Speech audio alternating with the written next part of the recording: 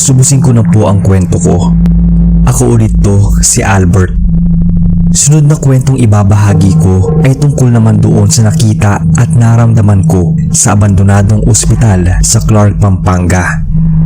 Taga-Bataan lang kasi kami, kaya malapit lang ang binahe namin papunta doon. Isa ito sa masasabi kong pinaka-exciting at creepy at the same time na pag-ghost hunt namin. Pagkakita mo pa lang kasi sa lugar, masasabi mo talagang haunted. Unlike sa iba na pag di ka nagstay ay di mo mararanasan ang tinatawag na kilabot. Sanay naman na ako na makaramdam ng ganon dahil nga sa kakayahan ko. Pero iba talaga sa lugar na to. Doble ang kilabot na naramdaman ko.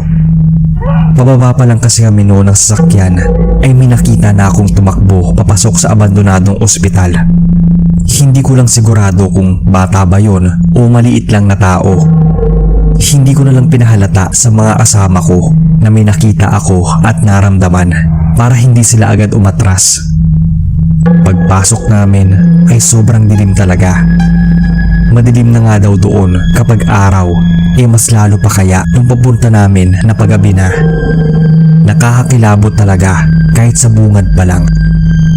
Sinamahan kami ng guard noon hanggang morgue, pero di pa rin mawala yung nginig ko.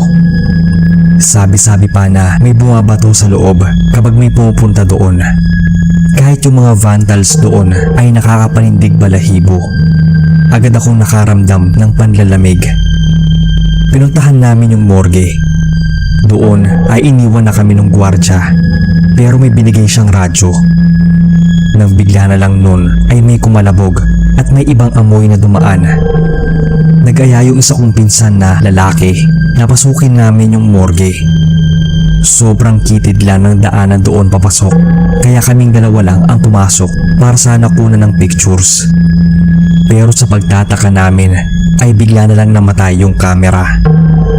Bigla rin nagsalita nun ang isa naming pinsan na naiwan sa labas ng morgue na nahihilo at parang nasusuka daw siya. Kaya naman nagmadali na kaming lumabas nun at umakyat ng second floor. Pero andoon pa lang kami sa bungad ng hagdan ay sumakit na agad ang ulo ko. Parang ang dami nila at ayaw nilang may pumapasok doon. Sobrang bigat din ang pakiramdam ko at yung kaninang malamig ay biglang uminit. Yung pinsan ko bigla na lang sumuka at nagsabing gusto na niyang umalis kami. Pero sinabi kong akitin na lang namin yung rooftop at pagkatapos ay uuwi na. Nagpaiwan silang apat noon sa third floor. Doon, hindi ganoong nakakakilabot. Nang makakyat kaming tatlo nung pinsan ko na puro mga lalaki, ay dumoble yung panginginig na naramdaman ko. Lalo na nung makita ko doon ang mga lubid na ginamit noon sa pagbikti. Karamihan daw sa mga nagpakamatay doon ay dumaranas ng depresyon o pagkabigo sa buhay. Ako na mismo ang nagaya sa kanila noon na umalis na nung may naaninag akong isang babae sa may sulok. Agad din yung nawala. Pero nung pagkababa namin ay andoon ulit yun. Nakatitig lang sa amin. Bago kami umalis ay nag-ali muna kami ng dasal at nagsindi ng mga kandila. Hindi pa rin nawala ang pagkahilo ng isa kong pinsan at nasusuka pa rin daw siya. Nang makalayo na kami ay saka pa lamang umayos ang pakiramdam ng pinsan ko.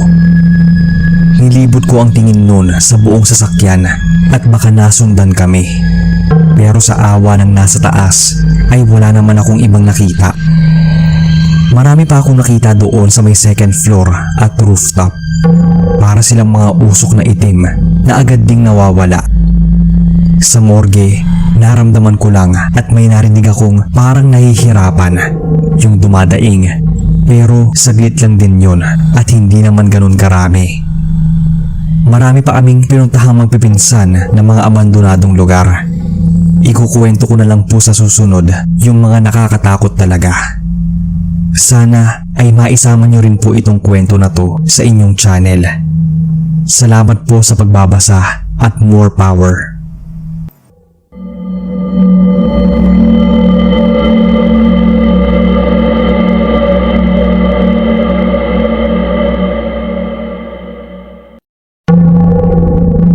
Mapagpalang araw sa lahat. Ako po si Kay, taga Bacolod. Working na po dito sa Manila. Naging libangan ko na po na bago matulog at habang gumagawa ng mga gawaing bahay ang makinig ng mga horror narration. Marami na rin akong naging karanasan na naipadala sa ibang channel. At ngayon nga po ay naisipan kong magpadala sa inyo naman. Nga po pala, follower nyo rin po ako sa FB, kaya sana ay mailahad ninyo itong kwento ko. Taga Talisay Negros ang mama ko at ang papa ko naman ang taga Bacolod. Nagbakasyon kami noon sa lugar ni na mama. Sa tuwing umuwi ako doon ay na-excite ako kasi sobrang lapit lang talaga ng bahay nila sa The Ruins kung saan ako gumagala at nagja-jogging noon. Dati nakakapasok pa kami kahit gabi. Ngayon kasi ay may oras na pwedeng pumasok. Pero kahit ganun ay nakakahanap pa rin kami ng madadaanan. Sobrang lawak ng lugar at marami ring puno. At dahil mahilig nga ako sa horror ay naisip kong pumunta doon ng magagabi na at obserbahan ang paligid. Medyo mahaba-habang lakarin din. Pagdating ko noon sa may entrance ay kinuhanan ko na ng pictures. Hindi ako makatiis at nagpasama ako noon sa pinsan kong lalaki para pumasok sa mismong mansyon. Ayaw nga niya sana dahil nakakakita raw siya at nakakaramdam. Pero napilit ko rin siya nang sabihin kong ililibre ko siya ng burger. Basta daw, pag may naramdaman siya o makita ay aalis na kami. Nasita pa nga kami ng guard noon dahil magdidilim na. Pero nakiusap kami na saglit na lang at aalis din kami. Pumayag na rin yung guard kasi kilala niya yung pinsan ko. Nang makalapit na kami sa mansyon ay medyo nakaramdam ako ng mabigat. Kami lang ang tao doon kaya kinilabutan ako. Sabi ng pinsan ko ay may narinig daw siyang yabag sa loob ng bahay. Wala naman akong narinig pero nararamdaman ko noon na parang ang bilis ng tibok ng puso ko kasabay ng pairamdam ng pagkahilo. Yung parang nalulula. Wala pa kami sa looban ay parang masusuka na ako sa kilabot. Iba talaga ang itsura ng lugar kapag madilim na. Nagulat na lang ako noon nang biglang nagmura yung pinsan kong lalaki. Tapos tinanong niya kung narinig ko raw ba yung pagsigaw mula sa loob. May bigla pang araw na humagulgol.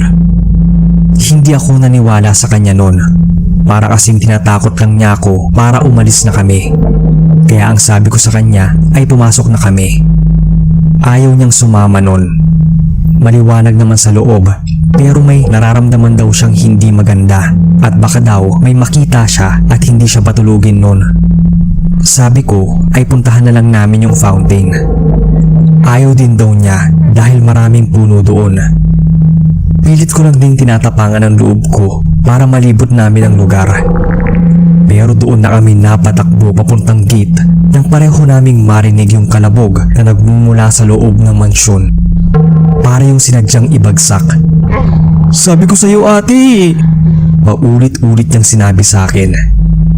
Naniwala na ako noon sa kanya na may nagpaparamdam nga doon pagsapit ng gabi. Habang pinapakain ko siya noon sa may burger stand ay panay ang kwento niya tungkol sa mga naranasan ng ilang taga doon. Sa malawak daw na damuhan na yun ay may nakakita naglalakad ng mga sundalo. At doon sa may fountain ay may nakaupong babaeng nakaputi. Yung iba ay may narinig ding may hinang paghikbi. Minsan ay may kumakalabog. Pero kahit ganun pa man, sobrang ganda ng lugar kapag maaraw. Kaya kinabukasan noon ay namasyal pa rin ako doon. Iniiwasan ko lang din ang lugar kapag sumapit na ang dilim.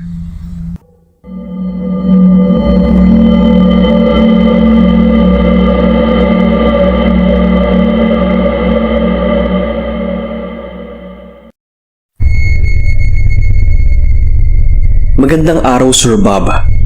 Ako si Norman, silent listener ng inyong channel. Naaalala ko pa yung mga detalye ng ikukwento ko sa inyo dahil fresh pa ito. Nangyari lang to noong last week of October ngayong taon, kasabay nung sinalanta ng bagyong Paeng ang Pilipinas. Bali biglaan kong nayaya ang mga kaibigan kong sina RJ at Jerry. Last minute, pumayag sila na sumama sa Baguio kasi mga busy rin talaga sila. At noong mga time na yon, available daw, kaya go lang. Kasama ko yung ibang mga kaibigan ko pero halos ka-office mates sila yung kasama nila. Kaya sinama ko na yung dalawa kong tropa para naman hindi ako ma-OP sa kanila. Okay naman yung unang araw namin. Masaya na nakakapagod dahil maulan. Kaya minsan tinatamad kaming lumabas ng van. Marami-rami din kaming napuntahan kahit papaano nung araw na yon.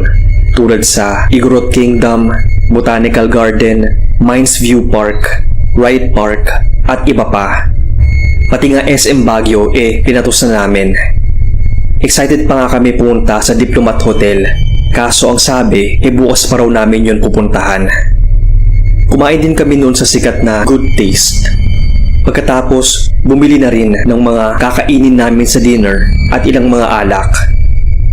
Noong mga hapon na, bago mag 6 PM, dumiretso na kami sa tutuluyan naming transient house sa may Paraan Street.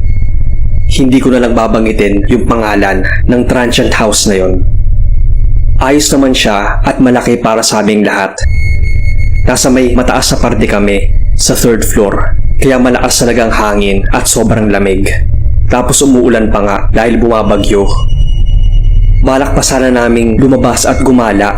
Kaso umuulan kasi at sarado na yung ibang mga attractions. Kaya nagstay na lang kami sa transient house. Nag-ayos ng mga gamit, nagpahinga saglit, tapos kumain ng dinner. Mga bandang 9 PM na yon. Yung grupo ng isa kong kaibigan na babae ay doon sila sa isang table nag-inuman at naglaro. Kaming tatlo ni na RJ at Jerry ay doon naman sa kabila, sa may sala. Kahit na nagkukwentuhan at naglalaro kami, mas maingay pa rin yung paligid namin dahil sa lakas ng hangin sa labas. Yun bang nagsasaraduhan na yung mga pinto, tapos may mga pagkalabog sa mga bubungan, mga hampas sa puno at sa kung saan pa. Yung tunog talaga ng malakas sa hangin. Nakakatakot nga. Nasira na nga yung screen door doon sa tinutuluyan namin. Kaya tuluyan ko nang sinara yung pinto. Nung gabi din na yon, kinatok kami ng caretaker. At ang sabi, bago kami matulog, isara daw namin yung mga bintana at i-double lock ang pintuan dahil hindi rin maiiwasan yung mga masasamang loob na pwedeng pumasok o magnakaw. Pero mas safe naman daw doon sa area nila kumpara sa iba. Malamig, kaya nag-shots muna kaming magtotropa ng soju at MP lights. Parang ginawa na nga naming chaser yung soju habang naglalaro kami noon ng baraha at nagkukwentuhan. Ito namang si RJ is work is life pa rin, kaya dala niya yung laptop niya habang nagiinuman at naglalaro kami. Maya-maya, itong si Jerry biglang nagseryoso at sinabihan akong manahimik muna kasi may naririnig daw siya. Nagtanong pa nga siya kung narinig din namin iyon. Ang sabi ko naman, yung hangin at yung mga pinto siguro yon. Ang sabi niya, hindi yun. Alam daw niya yung tunog ng hangin, pero yung narinig niya kakaiba at nakakakilabot. Yung tunog daw parang mahabang ungol ng parang sa baka at aso na parang umiiyak na hindi mo maintindihan. Tapos mababa yung boses, yung parang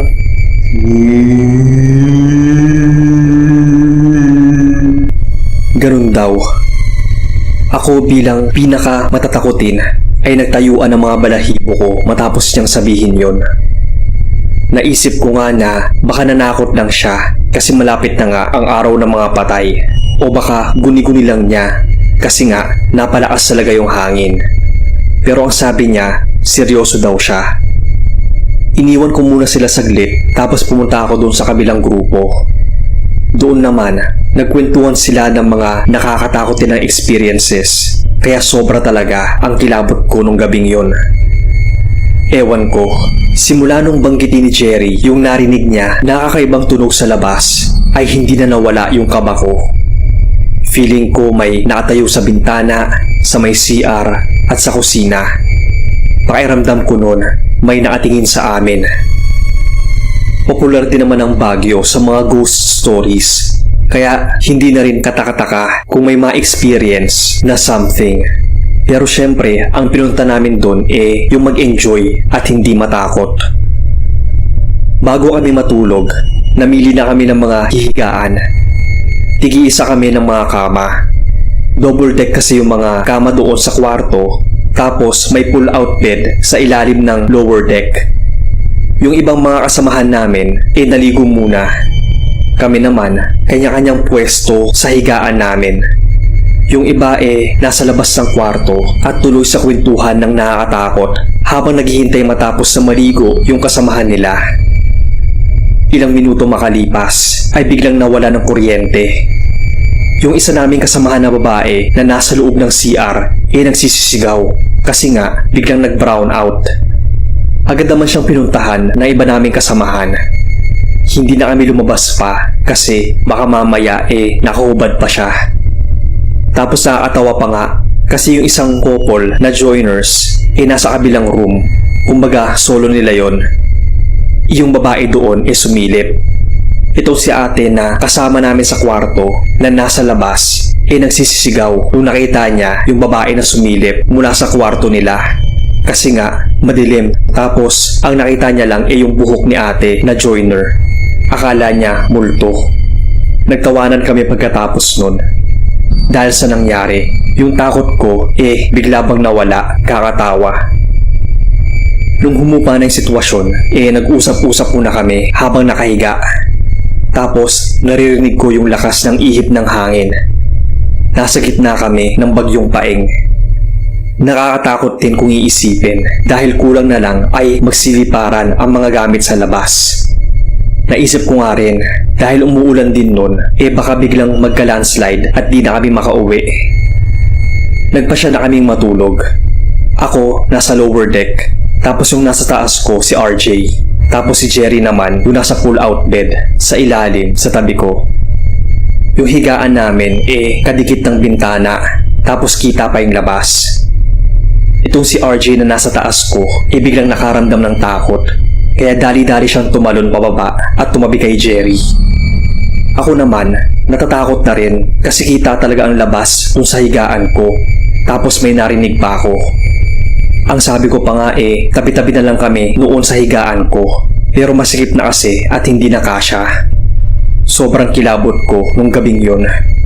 Takot din kasi ako kapag sobrang dilim. Nagtalokbong ako at sinikap na matulog. Ang lakas talaga ng hangin. Humahampas sa mga bintana at pinto sa labas. Napaalamig pa nun kahit naka-jacket at nakatalokbong na ako ng kumot. Maya-maya pa, ako naman parang may narinig na mababang boses ng lalaki. Yung tulad ng dinescribe na tunog na narinig ni Jerry nung gabing yon habang nagiinuman kami. Pinalagpas ko lang kasi baka guni-guni ko lang. Pero naulit siya. Yung nakakatakot na alulong na hindi mo mawari kung baka, aso o lalaki. Kaya napatayo na talaga ako. Hindi ko lang alam kung yun din yung narinig ni RJ noong mga panahong bumaba siya sa double deck. Basta bigla-bigla din parehas kaming napatayo. Gusto ko na talagang pumagitna kina RJ at Jerry nung gabing yun dahil sa sobrang takot. At sa totoo lang, first time ko yun na ganoon kagrabe yung hilakbot ko. Hindi naman nangyari to nung nagbagyo ako 3 years ago. Hindi siguro nahalata ni na RJ at Jerry yung sobra kong pagkatakot, kaya halos hindi na nila ako napansin. Kaya naman, tumabi ako noon sa isa ko pang kailala na si Mark. Mabuti na lang at pumayag siya nung nagsabi ako, kasi maski siya at yung iba pa naming kasamahang mga babae, natakot na rin. Nagsabi pa nga si RJ sa mga nagkukwentuhan ng mga nakakatakot noong mga oras na yon na kung pwede wag na munang magkwentuhan kasi pwede maka-attract yon ng mga multo o elemento. Kumbaga, pag mas lalong pinag-uusapan, mas lalong nangyayari. Medyo nakampante naman ako doon na may katabi na ako kasi pakiramdam ko talaga noon hindi ko kakayanin na matulog na mag-isa dun sa higaan ko. Medyo nagtataka na rin yung iba naming kasamahan kung anong nangyayari. Ang sabi naman ni RJ bukas na lang namin pag-usapan kung bakit bigla siyang natakot at matulog na kami. Nakaramdam yung mga kasama namin na may kakaiba sa nangyayari Kaya ang ginawa nila nagtabi-tabi na rin sila. Hindi ako nakatulog ng gabing iyon dahil sa takot. Nakatalokbong lang ako. Pero akala ko talaga hindi ako nakatulog. Ang sabi kasi ni Mark ang lakas daw ng hilik ko.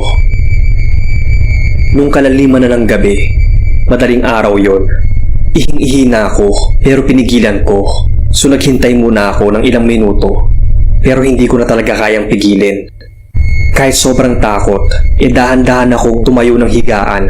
Tapos kinuha yung phone ko at inilawan papunta ng CR. Sobrang dilim, tapos ang lamig pa. At kinikilabutan ako noon kasi brown out pa rin. At baka mamaya, biglang may marinig na naman ako o may makita akong multo o may biglang kumalabit sa akin. Yun ang pumapasok sa isip ko habang nasa CR. Tapos sakto pa, kita mo yung labas mula sa bintana sa loob ng CR. Matapos yun ay nagmadali na ako na bumalik sa higaan. Nakaidip siguro ako ng ilang minuto pero hindi talaga ako nakatulog buong gabi.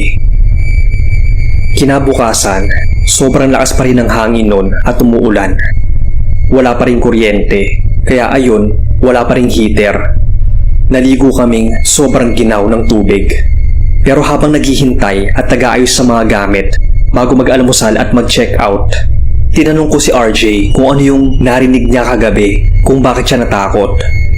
Ang sabi niya, sasabihin na lang daw niya mamaya pag umalis na kami ng transient house. Yung second day ng trip namin bago umuwi, sinulit talaga namin. Nagpunta kami sa Grotto, Diplomat Hotel na ngayon sinarado kasi baka daw bumigay na yung structure sa loob. Tapos sa Bell Church at panghuli sa Strawberry Farm para sa mga pasalubong. Tapos iyon nga, napagkwentuhan namin yung nangyari. Nag-usap kami ni na Jerry at RJ kung ano yung narinig niya nung gabi doon sa transient house. Mas malala yung narinig niya, kaya ganun na lang din yung kilabot niya nun. Ang sabi niya, habang nakahiga siya doon sa upper deck sa may bandang bintana, may bumulong daw na babae malapit sa kanya. At ang sabi daw, "Anong ginagawa niyo?" Tinindigan ako ng mga balahibo matapos siyang sabihin yun. Sobrang nakakatakot na experience yun para sa akin. Kasi first time ko yung maramdaman at makarinig ng ganon doon sa haunted transient house sa Baguio. Pero naging memorable naman yung trip namin kasi nakagala ulit kasama ang tropa. Iyon lang Sir Bob. Salamat sa pagbabasa ng kwento ko.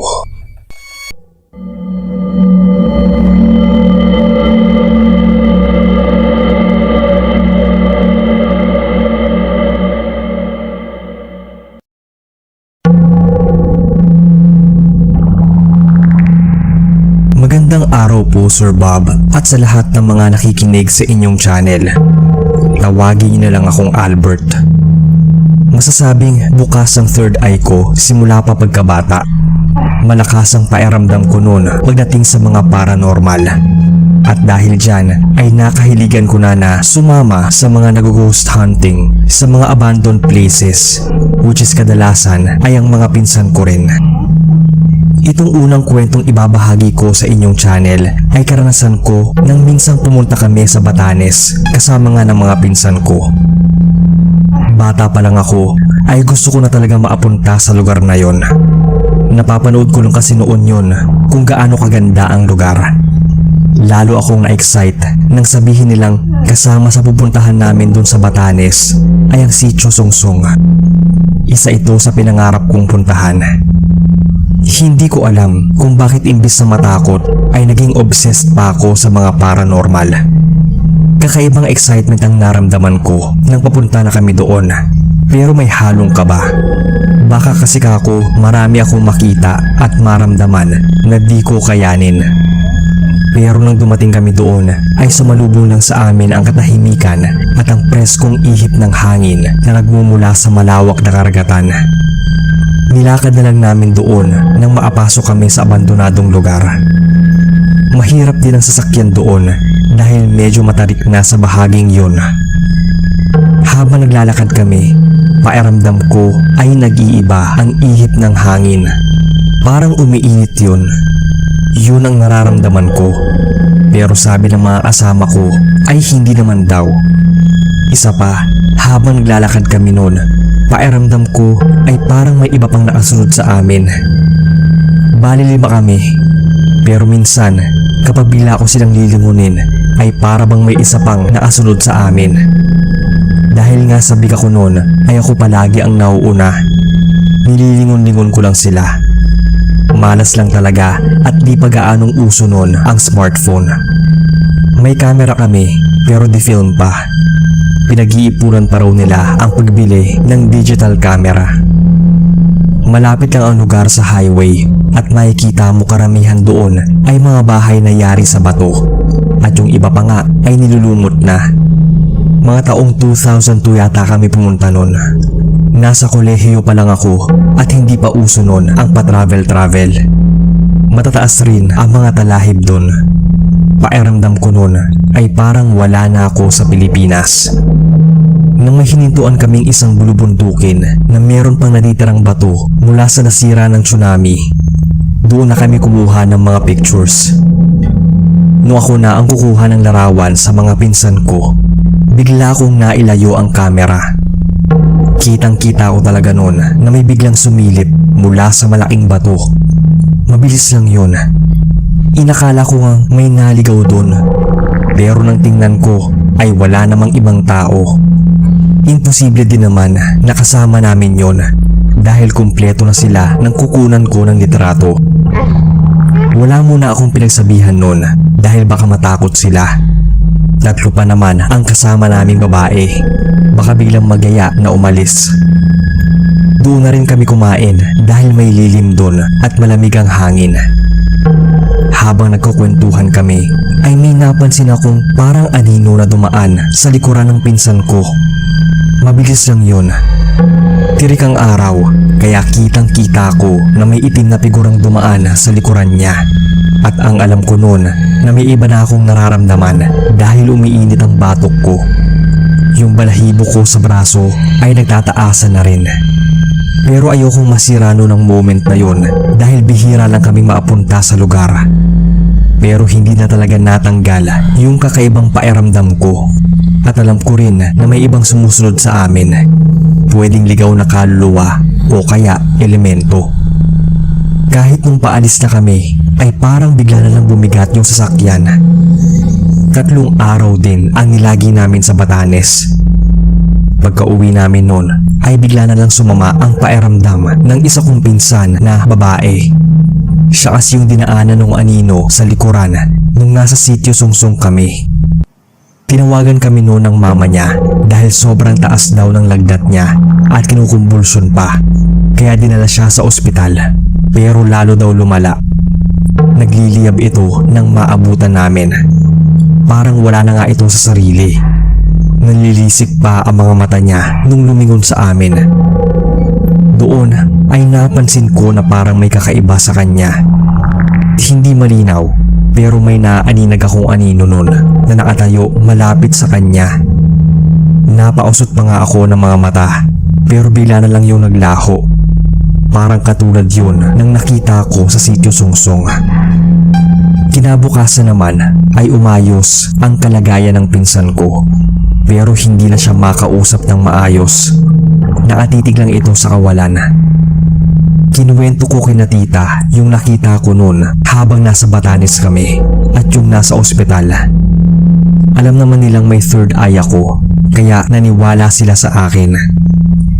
Naiuwi nila yung pinsan ko dahil wala namang makitang mali sa kanya o kaya sakit. Doon na siya dinala ng tiyahin ko sa albularyo. Tama nga ang nakita at kutob ko. May na-attract na kaluluwa ang pinsan ko. Siya kasi noon ang pinakamaingay sa amin at tawa pa ng tawa. Nabulabog daw niya yung entity na nananahimik doon.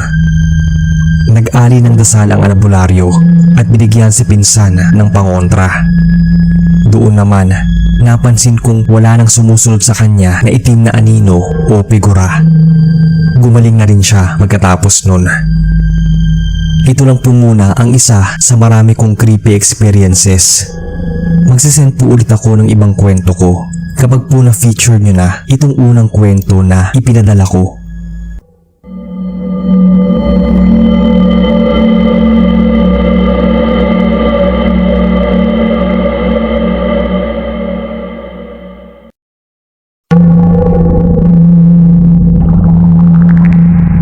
Magandang araw Kuya Bob at sa lahat ng mga listeners ninyo. Tawagin nyo na lang akong Aliyah. May kwento lang akong gustong i-share sa inyo na tungkol sa naging karanasan namin nung magbakasyon kami sa Bukidnon. Taga Cebu kami kung saan nakatira ang mga magulang ni Mama. Si Papa naman ay tubong Bukidnon. Madalas po kami magbakasyon noong bata pa ako at nabubuhay pa si Lolo. Sa ngayon ay si Lola na lang ang nandoon at ang nakababatang kapatid ni Papa. Taong 2016 nang muli kaming makauwi doon kasama ang buong pamilya at ilang mga pinsan ko sa side ni Mama. Gusto rin daw kasi nilang maapunta doon. Sina Kuya Harold at Ate Eunice ang sumama. Nasa second year college pa lang ako noon at sila ay may mga trabaho na. Excited ako noon dahil matagal-tagal na rin hindi kami nakakabisita kay Lola. Kaya noong 80th birthday niya ay pinaghandaan talaga ni na Papa ang pag-uwi namin. Ito namang dalawang pinsan ko ay meron palang ibang agenda noon. Pareho kasi silang fanatic ng mga horror. Paminsan-minsan ay sumasama din sila sa mga ghost hunting ng mga kakilala nila. Exciting daw kasi at adventurous kapag nakakasama sa mga ganoong activities. Nakukuwento ni tita noon sa side ni Mama na minsan umuuwi daw na may mga kalmot at pasa si Ate Eunice. Si Kuya Harold naman ay umuuwing nahihilo o di kaya sumasakit ang ulo. Kahit may dala silang pangontra ay natatablan pa rin sila, lalo na kung sobrang haunted at matagal nang abandonado yung lugar na pinupuntahan. Last year nga lang daw noon ay pumunta sila ng Baguio. Pinuntahan nila yung Diplomat Hotel at Laperal White House. Nilagdat daw si ate na mahigit 1 linggo. Pabalik-balik at hindi matanggal ng mga gamot na iniinom niya, kaya pinatingnan siya noon sa isang manggagamot. Si Kuya naman ay madalas managinip ng masama. Pero kahit ganun ang mga nangyari sa kanila, pinapalipas lang nila ng ilang buwan at sumasama na ulit sila sa mga ghost hunting. Kahit nga anong sermon sa kanila ni tita, ay naghahanap pa rin sila ng paraan para maasama. Minsan nga noon ay niyaya nila akong sumama sa kanila. Pero tumanggi ako sa takot na may makita ako at may gawing masama sa akin tulad ng mga naranasan nila. Naalala ko kasi noong bata pa ako, nadala na ako ni Mama sa isang manggagamot. Napaglaruan daw ako ng isang itim na duwende. Bali grade 1 ako noon. Nagkaroon ako ng malalaking pantal sa buong katawan. Natakot sina Mama dahil baka may allergy daw ako. Pero nang dinala ako sa ospital ay hindi naman yun allergy, kundi pamamantal gawa ng mikrobyo o makating bagay. Niresetahan daw ako ng cream na ipapahid para di mangati. Pag uwi daw ay pinahira ni Mama ng asin at suka yung mga pantal ko. Akala ko nga ay gagawin niya akong paksiw nun. Kidding aside, baka daw may maliit na higad na gumapang sa katawan ko kaya ako namantal at nangati ng ganoon. Pero natapos na lang ang buong araw at hindi yun nawala. Kaya dinala na niya ako sa isang manggagamot. Doon, nalaman na may isang duwending itim na napaglaruan ako. Naingayan daw ito sa akin at may nasira din daw akong bahagi ng bahay nito. Naalala kong may punso pala sa likuran ng bahay namin na napagkamalan kong bahay ng langgam. Kinuhit ko yata yun ng kahoy kaya medyo nabuwal yung gilid na bahagi nun. At yun nga, bigla na lang ako nagkaroon ng mga pantal. Nilalagdat din ako noon tuwing maggagabi at lalong tumitindi ang pangangati noon. Naalala ko pa noon na pagtulog na ako ay parang may naglalarong maliit na bata sa kwarto namin. Kasama ko sina Mama pero parang ako lang ang nakakarinig. Nang minsang magising ako noon ay may nakita akong parang nagtatakbuhan naman. Kaya ginising ko sina Mama pero wala silang nakita. At kapag nararamdaman ko sila o nakikita ay lalong tumataas ang lagnat ko. Matinding gamutan din yung nangyari sa akin noon bago pumayag yung duwende na patawarin ako. Kinailangan pang mag-alin ni na Mama ng puting manok at 3 itlog. Sumunod na araw ay parang binura lang ang mga pantal ko. Nawala na ang mga malalaki at rashes na lang ang natira. Buong araw na, madali lang naman magamot. Nang mag-high school naman ako, ay madalas kong maramdaman ang kakaiba sa school na pinasukan ko, partikular sa isang kwarto na nasa may pinakadulo ng building. May malaking puno kasi doon ng balete at sinasabing may nakatira daw doong isang white lady. Pinapaputol na nga raw yun noon ng pamunuan ng school, pero hindi yun maputol-putol. Yung mga inutosang magputol noon ay bigla na lang daw nagkaroon ng matinding karamdaman. At kahit yung principal namin ay biglang nagkasakit, hindi raw matukoy ng doktor yung sakit niya. Unti-unti raw itong nanghina. Kung hindi nga lang daw siya dinala sa isang manggagamot, ay matagal na siguro siyang namatay. Kaya hindi na yun muling pinagalaw pa. Iwas na iwas nga kaming magkakaklase noon na mapadako sa may bandang kinaroroonan ng puno. Meron kasi sa ibang section na sinapian daw sa classroom na yon. Kaya kapag doon na ang klase namin ay sobrang tahimik namin. Agad namin sinisita ang kung sino man ang maingay. Hindi ko talaga iniisip noon na pati ako ay makakaranas ng kababalaghan doon. Minsang nasa klase kami sa classroom na yon. Medyo nakaramdam ako ng biglang pagkabalisa. Tapos parang nanlamig ako noon at di mapakali sa inuupuan. Habang nagsasalita yung teacher namin sa harapan ay may ibang boses pa akong narinig. Parang sumasama lang yun sa hangin at pabulong na dumadampi sa tenga ko. Pilit kong binabaliwala yun at ibinaling ko ang atensyon sa lecture ng teacher namin. Pero mas lalong lumakas yung boses nang hindi ko matukoy na nilalang. Habang tumatagal kami noon sa classroom ay nararamdaman kong parang nagiging manhid yung buo kong katawan. Nahihilo din ako at parang ang dami kong nadidinig na iba't ibang boses. Bigla daw akong humiyaw noon at nawala ng malay. Nang andoon na raw ako sa klinik ay bigla akong nagising at nahimasmasan. Sabi ng mga kaklase ko ay nagsasalita daw ako ng kung ano-ano at paneraw ang pagbubumiglas ko. Halos di nga raw nila ako makaya dahil ang lakas ko. Pero nang mailayo nila ako sa classroom na yon ay tuluyan na akong nawalan daw ng malay. Sinabihan si mama noon ng isang manggagamot na iwasan ko na raw ang paglapit sa classroom na yon. Buti na lang at pinasya rin ng mga teachers namin noon na wag nang gamitin yung classroom na yon. Hindi na ako muling nakaramdam ng mabigat at pagkahilo doon sa school. Ilan lang po yan sa mga naging karanasan ko. Pasensya na po sa mahabang backstories.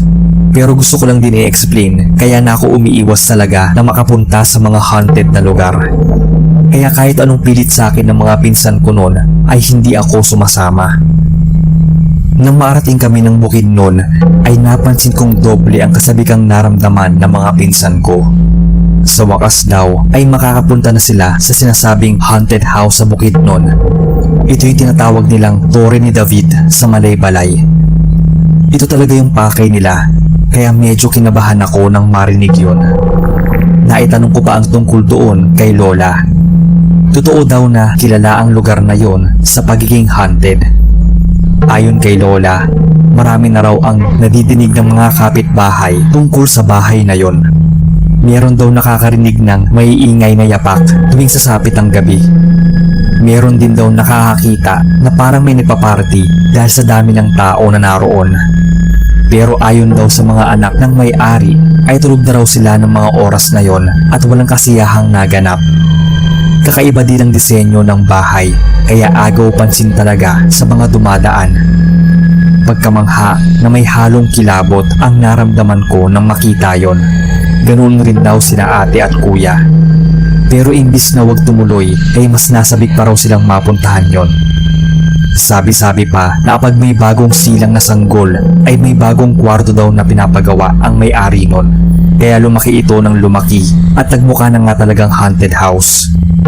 Medyo nakakakilabot din ang haligi ng mga kwarto dahil parehong mukha yon ng isang lalaki.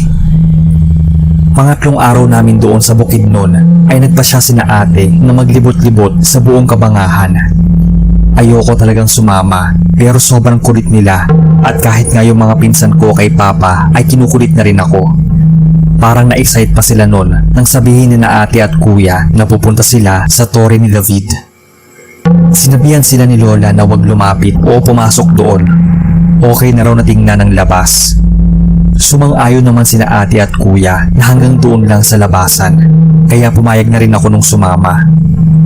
Hindi ko alam, pero nasabik din ako nun. Siguro kasi kakaibang adventure to kahit na medyo takot ako. 6 kaming umalis nun. Ako, si Kuya Harold, Ate Eunice, Mika, Mike at Tito Arman. Siya ang nagsilbing tour guide at driver namin. Asawa siya ng bunsong kapatid ni Papa na si Tita Amelia. Pinasama siya ni Lola para hindi raw kami magpumilit na pumasok sa loob. Paghinto pa lang noon sa harapan ng bahay ay medyo gumapang na yung kilabot sa kalamnan ko. Mga bandang 4:00 yun ng hapon. Andoon lang muna kami tumatambay sa labas. Panay kuha ng picture si na ate at ako naman na natili sa loob ng van. Tinanong pa nga ako noon ni Tito Arman kung ba't hindi daw ako lumalabas. Umiling-iling lang ako. Pakiramdam ko kasi kapag lumabas ako, anumang oras ay bigla na lang akong makakaramdam ng hilakbot. Pero parang wala lang kina ate at kuya yon dahil masaya pa silang nagpipicture-picture. Maya-maya ay pumasok si Kuya Harold at ang pinsan kong si Mike. Nakiusap sila kay Tito Arman na kung pwedeng pumasok sila sa may bandang bakuran. Gusto lang daw nilang magpicture sa mga disenyong hayop na naroon. Meron kasi doong giraffe at elephant yata. Gusto nilang makalapit doon at magpakuha ng pictures. Ayaw ni Tito nun, pero kinulit siya ng kinulit ng mga pinsan ko hanggang sa mapapayag siya. Pero kailangan daw ay andoon din siya. Kaya naging photographer na rin si Tito Arman nun. Pinilit nila akong bumaba noon ng van at sumama sa kanila sa bakuran ng tore ni David. Pero nangingilabot na ako nun. Napilit nila ako nun, Kuya Bob, kaya wala na akong nagawa kundi sumama sa kanila. Habang kinukunan kami ng pictures noon ni Tito, ay bigla akong nakaramdam ng panlalamig kahit may kainitan naman nung araw na yon. Sunod ay parang namanhid na yung mga binti ko at biglang nanghina. Hindi ko alam kung dahil ba sa ambience ng lugar na yon o sadyang takot lang talaga ako. Nakita akong nag-i-enjoy pa rin yung mga pinsan ko sa pagkuha ng pictures. Nagkukulitan pa sila nun at di alintana na haunted talaga ang lugar. Hindi namin namalaya ng oras noon at mag-aalas 6 na pala. Biglang kumulimlim at nagbabadya ang ulan. Niyaya ko na silang umuwi noon dahil dumidilim na ang paligid. Tumambay pa kasi kami noon sa labas ng van. Ewan ko kung ano ang trip ni na Ate Eunice at may inaabangan daw silang magpakita. Tuloy ay inubutan na kami ng ulan doon sa daan. Madilim na rin nung umalis kami. At di pa nga nakakalayo ay bigla namang napapreno si Tito Arman. Nagtaka kami kung bakit siya huminto. May bigla raw kasing tumawid sa daan. Hindi raw niya maaninag dahil sa ulan sa windshield niya, pero malinaw na may nakita siyang tumawid. Nawala daw bigla yon. Dahil sa sinabi niya, nagtaasan ang mga balahibo ko. Bigla ring natahimik ang mga pinsan ko sa side ni Papa. Tinanong pa ulit ni Kuya Harold si Tito kung totoo ba ang sinasabi nito o tinatakot lang kami. Pero giit ni Tito na totoong may nakita siyang tumawid. Sayang naman daw at hindi niya nakita, sabi ni Kuya Harold. Busy kasi silang nagkukwentuhan noon ni na ate. Tinanong naman ni Ate Eunice kung lalaki o babae yung nakita niyang tumawid. Parang babae daw yon dahil nakabestida at mahaba-haba ang buhok. Sumabat naman yung pinsan kong si Mike na baka yun yung sinasabi nilang white lady na bigla na lang tumatawid. Kinakabahan na ako noon, samantalang nanghihinayang naman sina Ate Eunice at Kuya Harold. Sabi nga ni Mika ay baka sinundan daw kami ng mga multong nakatira sa bahay na yon. Ang dami raw kasing nakuhang picture sa bahay. Mahina pa ako nung napapabulong na wag naman sana. Ayoko na kasing muling maranasan ang mapaglaruan ng kung anumang elemento. Mga 7:30 na nang makarating kami sa bahay. Tumuloy-tuloy ako sa kwarto namin ng mga pinsan ko dahil nakaramdam ako ng konting pagkahilo. Naabutan pa akong naglalagay noon ng ointment na mentol sa ulo ko ng pinsan ko. Napansin kong parang namumutla si Ate Eunice, kaya tinanong ko kung napapano siya. Bigla daw parang tumamlay yung katawan niya. Para daw siyang pagod na pagod at hinang-hina, kaya agad siyang nahiga sa kama nun at huminga ng malalim. Maya-maya ay napansin kong naatulog na siya. Buti na lang din at nakakain na kami sa labas bago pa man kami umuwi. Sinubukan ko na rin nung matulog at iwaglit sa isip ko yung nangyari. Inisip ko noon na sana ay wala namang mangyaring kababalaghan habang natutulog kami. Pero hindi nasunod yung hiling ko na maatulog ng matiwasay. Dahil kalagitnaan ng gabi ay nagising ako. May narinig akong parang umiiyak. Mahina akong bumangon noon at ginala ang paningin sa buong kwarto. Napatingin ako sa higaan ni Ate Eunice dahil parang doon nanggagaling yung pag-iyak. Pero naaninag ko naman na nakahiga pa rin siya. Nang matutok ko yung paningin ko sa may paanan niya, doon na ako kinilabutan. Kita ko na may taong nakaupo doon. Nakayuko yun at parang doon nanggagaling yung pag-iyak. Pero kinalma ko ang sarili ko dahil baka yung pinsan ko lang yon si Mika. Binuksan ko yung ilaw ng kwarto namin. Gumapang ang matinding takot sa buong kalamnan ko nang biglang nawala yung tao sa may paanan ni Ate Eunice. Kinala ko pa yung paningin ko dahil baka nagtago lang, pero wala talaga at sobrang himbing pa rin ang tulog ni ate. Takot akong bumalik sa higaan ko. Hindi ko na nga nagawang patayin yung ilaw nun. Hindi ako nakatulog ng maayos nung gabing yon. Pakiramdam ko kasi ay may nakatingin sa amin habang natutulog. Napansin kong panay iling din si ate sa higaan niya. Kinabukasan ay nagkwento si Ate Eunice na nanaginip daw siya ng masama. Nakita raw niya yung tingin niyang babaeng muntikan ng mabangga raw ni Tito Arman. Pero kahit anong gawin niyang titig sa mukha nito ay hindi niya raw maaninag. Maya-maya daw nun ay narinig na niyang parang may humihikbi. Nadidinig daw niya yon sa loob ng kwarto namin. Gusto nga raw niyang tingnan kung sino yon. Baka ako raw yung umiiyak. Pero kahit anong gawin daw niya ay hindi raw siya magising-gising. Yung para bang bukas yung diwa niya pero hindi niya maibuka ang mga mata. Sinabi ko sa kanya na nakita ko siya nung pabaling-baling sa higaan niya. Gigisingin ko nga sana siya nun pero takot na akong gumalaw kako. Habang nag-aalmusal kami ay napansin naming wala pa si Kuya Harold. Mag-aalas 9 na nga yun ng umaga at hindi pa rin siya lumalabas ng kwarto niya. Kasama niya si Mike sa kwarto at maaga pa ay gising na ito. Sabi niya ay nakita niyang nakatalukbong ng kumot si Kuya Harold nang lumabas siya. Nang silipin namin noon bago mag-almusal ay nakatalukbong pa rin siya. Nang muli namin siyang silipin dahil may pupuntahan kami ay nakatalukbong pa rin siya. Nilapitan na siya noon ni ate at gigisingin na sana. Nang mapansin niyang nanginginig ito, dali-dali kaming lumapit at tinanggal yung kumot. Kita naming nanginginig talaga siya at namamaluktot. Nang sapuin ni ate ang noon niya ay inaapoy na pala ng lagnat si kuya. Mas nataranta kami noon nang makita ang mga namumulang pantal o parabang pasok sa buong katawan ni Kuya Harold. Tinawag namin noon sina mama pati si Tito Arman. Agad namin siyang dinala sa ospital. Nanatili din siya ng 2 araw doon. Nang humupa yung lagnat niya ay niresetahan siya ng gamot para sa mga tumubong paso at pantal sa katawan. Hindi raw matukoy kung ano yon dahil hindi naman yon bulutong o tigdas. Yung cream na nireseta ay para sa pangingirot at pangangati ng sugat. Sa tuwing kinakamot yun ni kuya ay natatanggal yung balat niya. Kaya hindi siya makaalis ng kwarto nun dahil hirap siyang tumayo sa pangingirot ng mga sugat. Hindi namin alam nun kung saan niya nakuha.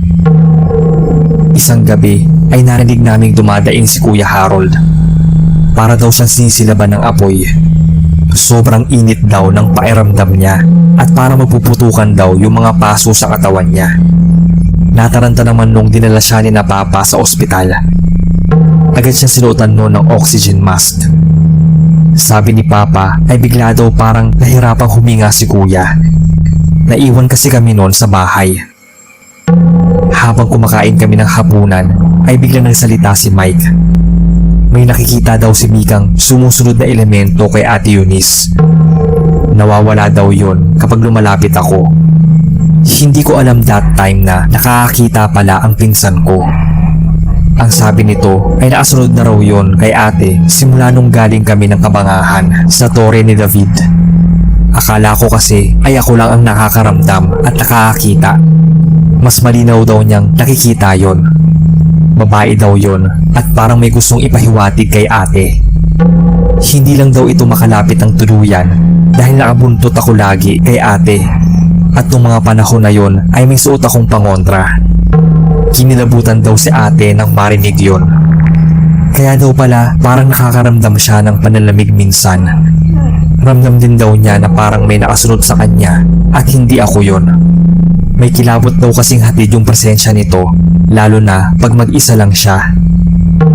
Habang nagkukwentuhan kami noon ay narinig naming tinatawag ni Lola si Mama. Nakahiga na lang kasi si Lola sa kwarto nito at naka-wheelchair ito kapag gusto nitong lumabas. Pumasok ng kwarto niya noon sina Mama at Tita Amelia, kapatid ni Papa. Maya-maya ay nagmamadaling lumabas ang dalawa mula sa kwarto. May tinawagan si Mama at ganoon din si Tita. Sina Papa at Tito Arman ang kasama ni Kuya noon sa ospital. Ilang sandali pa ay nakita naming dumating na yung sasakyang dala nila. Hindi namin inaasahan noon na kasama pa rin nila si Kuya Harold. Nahirap na inalalaya ni na Papa. Pinasok siya sa kwarto niya. Ilang minuto lang ang lumipas ay may dumating na isang matandang lalaki. Dumiretso ito sa kwarto ni Kuya. Andoon naman kami sa labas at nakikiusyoso. Manggagamot daw yun, sabi ni Mama. Kaibigan daw yun ni Lola at pinatawag niya ito para ipagamot si Kuya. Napanaginipan daw kasi ni Lola na may hindi magandang nangyayari kay Kuya Harold. Hindi naman namin alam kung paanong nalaman ni Lola dahil hindi naman ito lumalabas. Hindi rin kinuwento sa kanya ni na Papa, pero alam niyang may nangyayari ng masama kay Kuya nun. Yun pala ay may kakayahan din si Lolang makaramdam at makakita. Sa kanya namin namana ni Mika ang kakayahang yon. Ang sabi naman ni na Tita Amelia ay madalas daw managinip si Lola ng mga bagay na totoong nangyayari. Baka daw kapag tulog ito ay gumagala ang kaluluwa nito. Madalas daw kasing mangyari yon sa natatandang may karamdaman o madali nang bawian ng buhay. Naghihintay kami sa labas noon kung ano na ang nangyayari kay Kuya.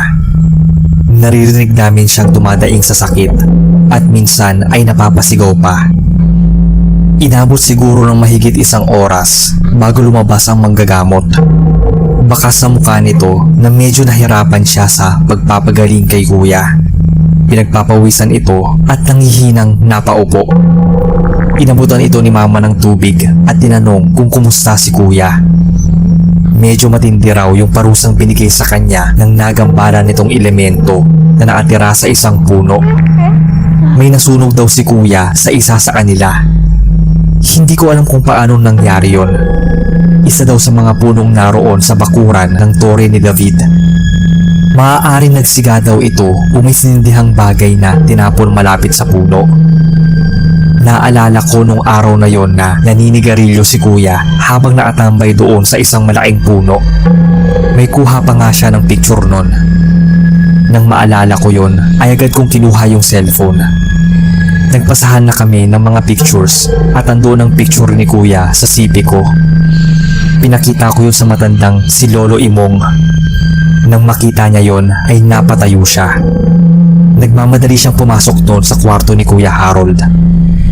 Paglabas niya ay dala na niya ang mga gamit, pati na yung damit na suot ni Kuya Harold nung araw na yon. Kailangan daw na mapuntahan agad yung punong yon dahil kung hindi ay baka tuluyan ng masunog ang balat ni Kuya Harold. Sinamahan ni na Papa at Tito si Lolo Imong para bumalik doon sa lugar na yon. May dala silang buhay na puting manok. Inilibing daw nila iyon sa harapan mismo ng malaking puno at nag-alay sila ng dasal. Hiningi din nila ng pasensya ang nagawang paggambala ni Kuya sa bahay nila. May nakita pa silang upos ng sigarilyo doon. pinulot daw yon ng manggagamot at isinilid sa bag nito. Pagdating sa bahay ay agad niyang pinasok ang kwarto ni kuya. Sabi ni mama ay inilagay daw nito yung ubos ng sigarilyo sa isang botelyang may langis at yun ang pinahid niya sa buong katawan ni kuya. Kitang unti-unting nanunuyo ang mga paso ni kuya. Lumiliit din ang mga pamamantal at nawala na ang pamumula ng balat niya. Tinanong siya ni mama kung anong nararamdaman niya. Nawala na raw yung pangingirot at pangangati. Matapos mapagaling ni Lolo Imong si kuya, ay lumabas na ito ng kwarto. Hinanap niya kami ni Ate Eunice at kinausap sa isang kwarto. Kinakabahan pa ako noon dahil sa itsura ni Lolo Imong ay parang nababahala siya. Seryoso itong tumikhim at hinarap si Ate Eunice. May ginawa daw kasi ito at dahilan yon kaya hindi siya nilulubayan ng kaluluwang sumusunod sa kanya. Lingid sa kaalaman namin noon na lihim daw na nagtatawag ng kaluluwa si Ate Eunice. Kung paano niya ginawa yon ay hindi namin alam. Kaya pala halos ayaw niyang umalis sa bahay na yon. At nang pauwi na nga kami noon ay may nakainkwentro si Tito Arman na isang babaeng hindi naman namin nakita. Yung tumawid daw sa kalsada. Kailangan daw ibalik ni ate kung ano man yung kinuha niya sa bahay na yon para daw hindi na siya sundan ng kaluluwa. Baka raw kasi masapian na siya kinalaunan. Nagsimula na kasi siyang managinip ng tungkol sa babaeng multo at naramdaman din niya ang presensya nito. Minsan na rin siyang nakaramdam ng panlalamig. Ganoon ang naramdaman ko noong bago ako masapian. May pinahid si Lolo Imong sa noo ni ate. Pagkatapos ay dinasalan niya ito. Pagkatapos kay ate ay ako naman ang hinarap niya. Mabuti raw at dala ko pa rin yung pangontra. Hindi raw tuluyang nakalapit yung kaluluwa kay ate. Hiningi ni Lolo Imong kay ate yung ginamit nito sa pagtatawag. Nagulat ako noon nang makita kong may itim na kandila sa loob ng bag ni ate. Hindi ko maalala kung kailan niya yun ginamit. Ang sabi niya, nung pauwi na kami at nagpaalam siyang iihi, dun daw, saglit niyang sinindihan at nagsimula siyang magtawag ng kaluluwa. Sabi naman ni Lolo ay hindi raw galing sa tore ni David ang kaluluwa. Hindi raw makakaalis ang mga kaluluwang naroon. Naninirahan din daw sa isang puno ang kaluluwang sumama sa kanya. At yun ay isang kaluluwa na kayang maglakbay. Sa sinabing yon ni Lolo Imong ay kinilabutan ako. Kaya daw kasing sumapi noon sa mga taong alam nitong willing sapian katulad ni Ate Eunice. Hindi lang daw yun basta ligaw na kaluluwa, kundi isang evil spirit. Hindi raw nakikita ni Mika ang tunay na anyo nito. Bago umalis si Lolo Imong ay sinabihan niya kami na magsaboy ng asin sa lahat ng pwedeng daanan ng masamang elemento. Nagsaboy kami noon sa mga pintuan at mga bintana ng bahay. Tuluyan namang gumaling si Kuya Harold at natigil na rin naman na yung mga masasamang panaginip ni Ate Eunice. Pasalamat na lang ako noon at naitago ko pa rin yung pangontrang bigay ni Lola noon na gawa pala ni Lolo Imong. Simula nung mangyari yon ay tumigil na rin sa pag-ghost hunting sina ate at kuya. Kahit nga yung mga kaibigan nila ay hindi na rin pumupunta sa mga haunted places. Isang malaking leksyon yon sa kanila pati na rin sa akin ang nangyari.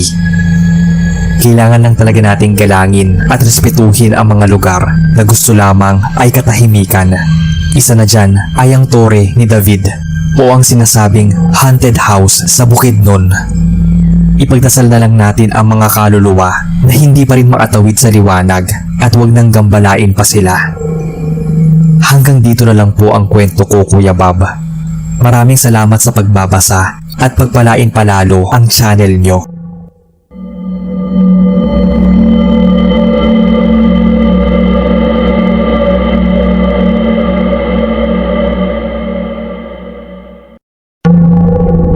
Ako po si Ice.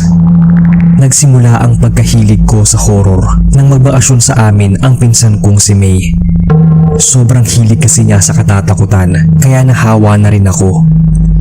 Siya nga ang nagpaalam sa akin tungkol sa ibang channels, pero ako naman ang nakatuklas sa inyo. Nangyari lang itong karanasan ko last year ng March nang magbakasyon ulit ang pinsan kong si May. Niyaya niya ako kung gusto ko raw ng adventure, pero ang sinasabi pala niyang adventure ay mag-ghost hunting. Kahit medyo natatakot ay sinamahan ko siya sa trip niya. Sumama din noon ang best friend ko at ang boyfriend niya. Ganoon din ang pinsan naming si Jake. Meron sa lugar kasi namin na isang abandonadong mall. Siguro ay alam na rin to ng mga nakikinig, lalo yung mga taga Batangas, kung ano at saan ito. Ilang taon na rin nakasarado ang mall na yon dahil sa pagkalugi. Sa totoo lang, creepy siya sa bungad pa lang. Bukod sa madilim ay sira-sira na ang mga dingding at mga gamit na naroon. Kahit yung sahig ay may mga bitak na rin. Gusto ko na nga umatras nun, pero nakita kong tuloy-tuloy lang sila sa paglakad. Ayaw ko naman maiwan na mag-isa. Una naming pinuntahan ay ang banyo na nasa ground floor. Ang dilim ng bandang CR, kaya gumamit kami ng flashlight ng phone. Alam mo yon, yung wala kang nakikita pero naramdaman mong nagtataasan na ang mga balahibo mo sa batok at braso. Napahawak ako noon kay May na natatawa pa sa akin. Nagyaya pa siya noon na akyatin namin ang second floor. Nang paakyat na kami sa hagdan ay biglang napaigtad noon yung kaibigan ko. Para kasing may nakita daw siyang tumatakbo papasok sa isang pinto. Hindi ko lang alam noon kung nakuna nila yon ng video. Ako kasi ay takot kunan ang lugar at baka may mahagip pa ako. Muli naming pinasok ang banyo sa second floor. Mas malaki yun kesa sa ground floor. Ang nakakapangilabot pa ay may salamin pa doong natitira. Natatawa pang humarap doon si May at kumuha ng picture. Sinita ko nga siya dahil ang creepy na ng pinaggagawa niya. Medyo may pagka-boyish kasi si May at may katigasan ng ulo. Nagaya na talaga akong umalis noon nang sabihin nilang pupuntahan pa nila ang third floor. Halos sira na nga ang mga sahig doon at sobrang dilim. Ang ingay pa ni May. Maya-maya niya akong ginugulat. Para nga siyang lasing. Ilang saglit pa ay bigla siyang natahimik. At sa gulat namin ay nagyaya itong umalis na. Hinihila pa niya ako noon. Nang maalabas kami ay napansin naming hinihingal pa siya. Naglakad lang naman kami noon. Tinanong namin siya kung anong nangyari at bigla-bigla siyang nagyaya. Naramdaman daw niya noon na parang may humahawak ng malamig na bagay sa paa niya. Pagtingin daw niya doon sa paanan ay may nakita siyang kamay pero agad daw yung nawala. Siya naman ang tinawanan ko. Ang ingay niya kasi at kumukuha pa ng pictures sa harap ng salamin. Pagka-uwi namin ng bahay ay sumakit daw bigla ang ulo ni May.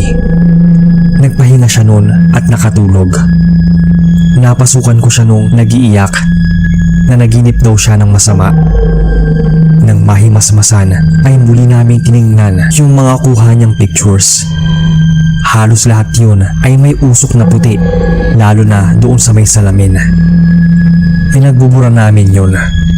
Sayang nga at wala kaming kopya at naiwan kahit isa man lang picture para sana maipadala sa inyo. Pero kasi nang mauubos na naming mabura ang mga pictures sa phone ni May ay bigla ding umayos ang pakiramdam niya. Hanggang dito na lang po muna ang kwento ko, sir.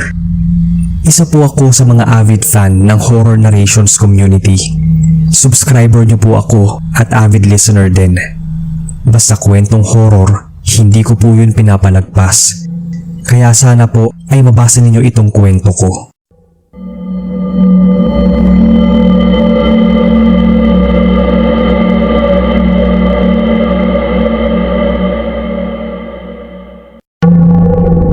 Magandang araw. Ako pala si Dale at may kwento akong gustong ibahagi sa inyo. Tungkol ito sa nangyari sa amin noong namasyal kami sa Fantasy World sa Batangas. Namasyal kami noon ng girlfriend kong itago na lang natin sa pangalang Casey. Pagpasok pa lang namin ay namanghana ako sa ganda ng lugar. sayang lang talaga at hindi siya natapos. Marami naman din daw ang namamasyal doon. Pero nung araw na nandoon kami ay kukonti lang dahil weekday yun. Monthly kasi namin ng GF ko kaya naisipan namin mamasyal sa medyo tahimik na lugar. Sa Laguna kami umuwi kaya naisipan kong doon na lang kesa sa Maynila na medyo maingay at traffic pa. Nilibot namin ang lugar at pumasok din kami sa mga castle. Picture-picture at nag-iikot. Pumasok din kami doon sa may parang simbahan. Hindi ko lang alam kung bakit para akong kinilabutan kaya agad kong niyaya nung lumabas yung GF ko. Sunod nun ay pinasok namin yung tower. Madilim doon at talagang luma na. Doon kami kumuha ng pictures namin na may sumamang parang silhouette sa likuran. Nung una, akala ko ay usok lang yon, pero hugis tao talaga siya. Pinabura nga yun ng mama ko dahil masama daw na may ganoong mga imahe sa pictures. Nagtaka ako dahil wala naman akong narinig na kwento na haunted ang fantasy world. Ang alam ko lang ay abandonado ito. Isa pang nakakakilabot doon, nang pauwi na kami, naramdaman ng GF ko na mahapdi ang braso niya. Nang tingnan ko yun ay namumula na namamantal. Parang kinalmot ng matulis na kuko. Medyo namagapa nga. Wala din naman yun nung papunta pa lang kami. Baka kako nasabit lang siya o may nasagi na matulis na bagay. Pero wala naman daw. Isa pang nakapaninindig balahibo ay nung sabihin ng GF ko na may lalaki daw na naatitig sa kanya. Pero hindi ko naman nakita yung sinasabi niya. Minsan daw ay nakikita niyang nakahinto ito at nakatingin sa kanya. Pero nawawala daw ito kapag tinititigan niya ng mabuti. Akala ko nga nun ay ginugood time lang niya ako. Pero nakita kong seryoso siya nang sabihin niya yon. Niyaya niya ako bigla na umuwi na dahil sumama daw ang pakiramdam niya. Kaya kahit na medyo bitin ang pamamasyal namin noon ay umuwi na lang kami. Pagka uwi ay sinabi niya sa aking kinikilabutan daw siya dun sa lalaking nakita niya. Nakaramdam daw siya ng panghihina na parang hihimatayin siya. Pagdating noon sa bahay nila ay pinagpahinga ko muna siya bago niyayang kumain. Habang kumakain kami ay tinitingnan namin ang mga pictures na kinuha namin. Kinilabutan na nga ako doon sa nakita naming silhouette sa isang picture. Pero mas nanghilakbot ako dun sa selfie naming dalawa ng GF ko. May nakaakbay kasi na kamay sa balikat niya. Gayong ako ang may hawak ng camera at naka-rock and roll sign naman ang isang kamay ko. Pinagbubura namin ang mga pictures namin. Ilang araw din daw nung nanaginip ng masama si GF hanggang sa magpatingin siya noon sa isang manggagamot. Ang sabi, isang elemento daw ang nagustuhan siya. May area daw kasi kaming napuntahan kung saan doon daw ito naninirahan. Kaya hindi ko alam kung doon mismo sa fantasy world o sa nadaanan namin. At sumama na lang itong nasabing elemento sa amin habang pauwi. Sa ngayon naman ay wala na kaming nararamdaman. Pero hindi na kami ulit babalik pa doon sa fantasy world.